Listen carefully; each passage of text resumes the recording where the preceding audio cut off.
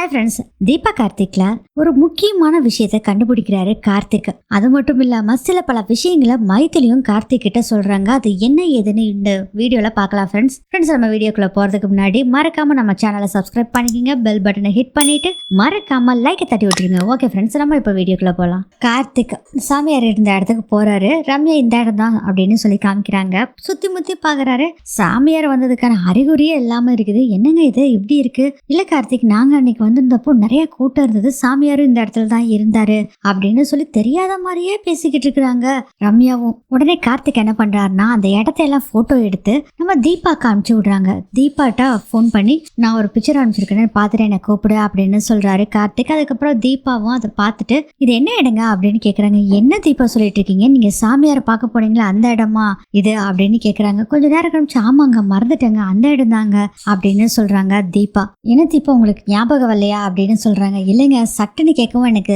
சரியா ஞாபகம் வரல அப்படின்னு சொல்றாங்க தீபா. சரிங்க, நீங்க எப்பங்க சாப்பிட வர்றீங்க? இல்ல தீபா, இப்ப வர முடியாது. நீங்க சாப்பிட்டீங்களா தீபா?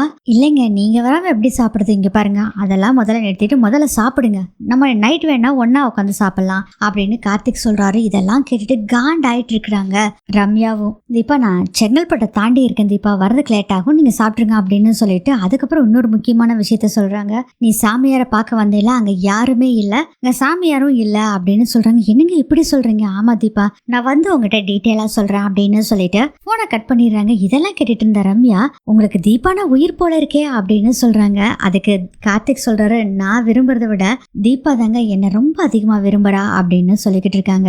சரி கார்த்திக், இப்போ நீங்க எப்படி கண்டுபிடிக்க போறீங்க அப்படிங்கிறாங்க. இதெல்லாம் சிம்பிள்ங்க அப்படிங்கிறாரு கார்த்திக். சிம்பிளா? எப்படிரா சிம்பிளா கண்டுபிடிப்ப அப்படின்னு மனசுக்குள்ள நினைச்சுக்கிட்டு, எப்படி கார்த்திக் கண்டுபிடிக்க போறீங்க? ஒண்ணு இல்லைங்க, இந்த இடத்தோட ஓனர் யாருன்னு கண்டுபிடிச்சு அவங்க கிட்ட கேட்டா எப்படி இருந்தாலும் இந்த இடத்துக்கு பணம் கொடுத்துருப்பாங்கல்ல, அதை வச்சு கண்டுபிடிச்சிடலாம் அப்படின்னு சொல்றாங்க. அடம் கொய்யாலே, என்னடா இது இவன் இப்படி சொல்றான். ஆக்சுவலா வெங்கையா அப்படிங்கிறவர்கிட்ட இவங்க அட்வான்ஸ் கொடுப்பாங்க. அப்படியே பிளாஷ்பேக் போகுது. வெங்கையா வந்து இந்த இடத்துக்கு 50,000 ரூபாய் வேணும்னு கேட்பாரு. ஓகே தர்றேன்னு உடனே 50,000 ரூபாய் தருவாங்க.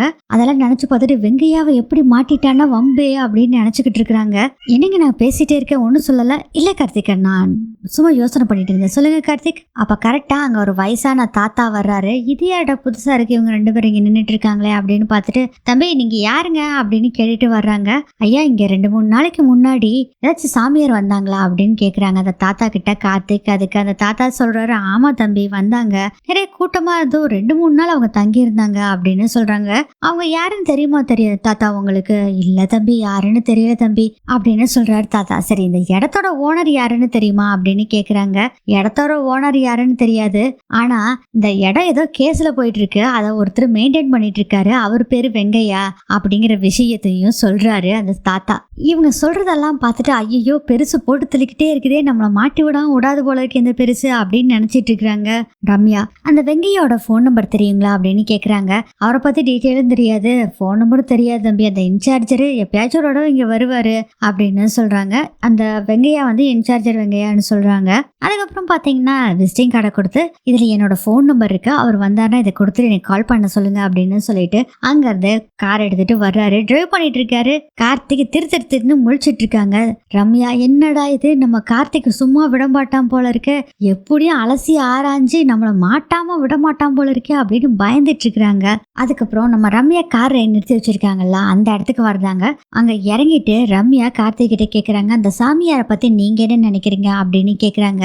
எனக்கு என்னமோ போலி சாமியார் மாதிரி தான் தெரியுதுங்க, நீங்க எப்படி அங்க போனீங்க, உங்களுக்கு என்ன தோணுச்சு அப்படின்னு கேக்குறாங்க.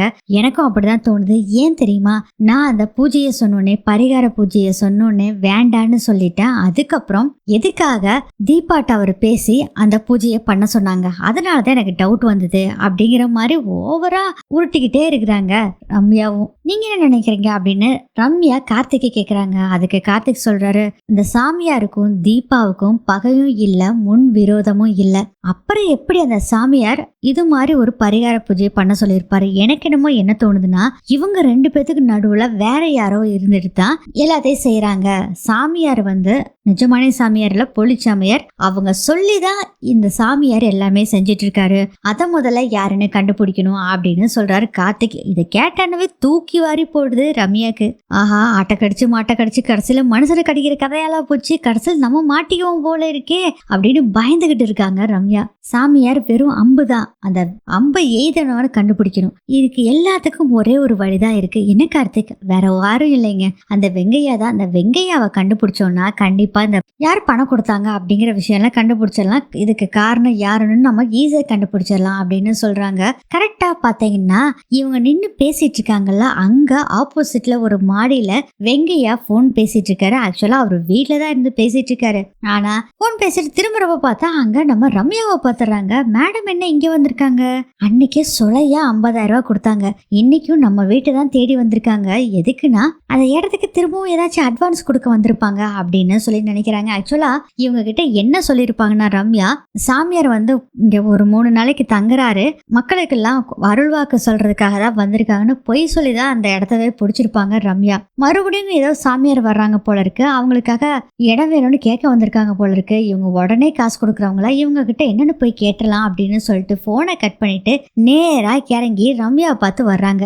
ரம்யா வந்து ஒரு சந்தேகம் இருக்கு அப்படின்னு சொல்றாங்க. சொல்லுங்க ரம்யா அப்படின்னு கார்த்திக்கும் சொல்றாரு. இல்ல கார்த்திக், இந்த சாமியாரை பத்தி சொன்னது எல்லாமே மைத்திலி தான். எனக்கு என்னமோ என்ன சந்தேகம் தெரியுமா, மைத்திலி தீபா மேல ஏதோ ஒரு காண்டில இருக்கா போல இருக்கு. இந்த சமயத்தை யூஸ் பண்ணி போலி சாமியார் ஒருத்தரை செஞ்சு ஏற்பாடு பண்ணி மைத்திலி தான் இதெல்லாம் பண்ணி இருக்கணும் அப்படின்னு சொல்லி ரம்யா மைத்தி மேல பள்ளிய தூக்கி எல்லாம் போடுறாங்க. நீங்க எதுக்கும் நல்லா இன்வெஸ்டிகேஷன் பண்ணி பாருங்க அப்படின்னு சொல்றாங்க. கரெக்டா ஒரு போன் கால் வருது.